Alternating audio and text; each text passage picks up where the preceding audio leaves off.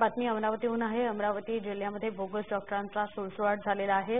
असाच एक bogus doctor ज्याचा पर्दाफाश आम्ही केला। आमचे प्रतिनिधी प्रशांत कांबळे यांचा हा स्पेशल रिपोर्ट पहा।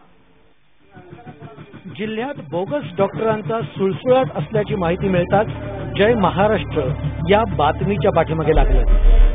अमरावती जिल्ह्यातील पिंपळखुटा या गावात पुन्हा दाखल झाल्यानंतर त्या डॉक्टरला कोणती डिग्री आहे, तुम्ही डॉक्टर आहात का, हे प्रश्न विचारले असता त्या डॉक्टरनं हॉस्पिटल वाऱ्यावर सोडून अक्षरशः पळ काढली। डॉक्टर साहेब, या डॉक्टरनं आमच्या प्रतिनिधीवर दमदाटी करण्याचाही प्रयत्न केला। आप डॉक्टर हो क्या?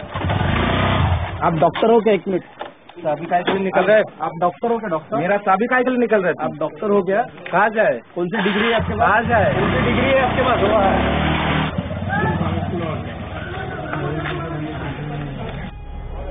पिंपळगावमध्ये BIMS हा अभ्यासक्रम झाल्याचं सांगून हा डॉक्टर विश्वास या नावानं बोगस डॉक्टर गावामध्ये प्रॅक्टिस करतो।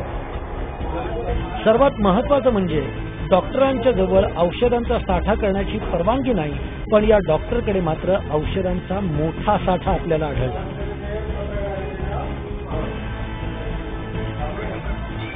आजारांवर हा डॉक्टर इलाज करेल या आशेनं गावकरी मात्र इथे येत आहेत आणि त्यांच्या भोळेपणाचा फायदा हा डॉक्टर उचलतो। अमरावती जिल्ह्याच्या पिंपळखुटा गावामध्ये आपण आहोत।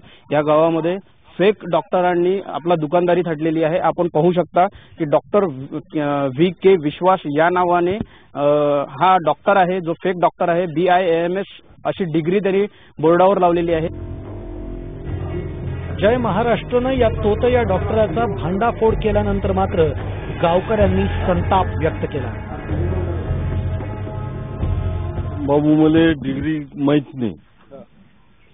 आम्ही ट्रीटमेंट घेत होतो 2 वर्षापासून, पण याच्यापाशी कोणती डिग्री आहे आम्हाला काही माहित नाही। आता कसं आहे, आम्ही मरीज असल्यामुळं आम्हाला कोणताही डॉक्टर असला तरी आम्हाला असं वाटतं आमची बिमारी दुरुस्त झाली पाहिजे।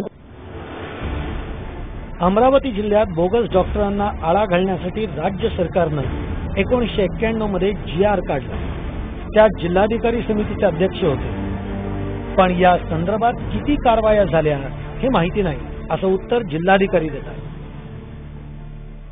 मागच्या कारवाया झालेल्या आता माझ्याकडे त्याची माहिती नाही, परंतु या तक्रारी प्राप्त झालेल्या आहेत, ही बाब खरी आहे, ऍक्शन घेण्यात येईल। याच समितीचे सदस्य असलेल्या निवासी ग्रामीण पोलीस उपाध्यक्षांनी मात्र कारवाई करत असल्याचं सांगितलं, पण समाधानकारक उत्तर मात्र दिलंच नाही।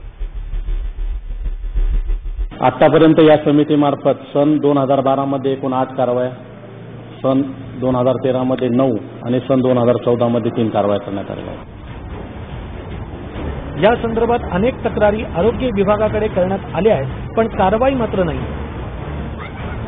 राज्यात नवीन सरकार आल्यानंतर राज्यातील आरोग्य व्यवस्था सुरळीत करण्याच्या वल्गना अमरावतीत मुख्यमंत्री देवेंद्र फडणवीस यांनी केली होती, पण त्या घोषणा हवेतच फिरल्या।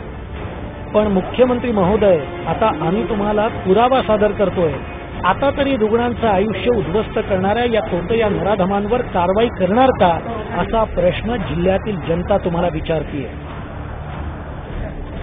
प्रशांत कांबळे, जय महाराष्ट्र, अमरावती।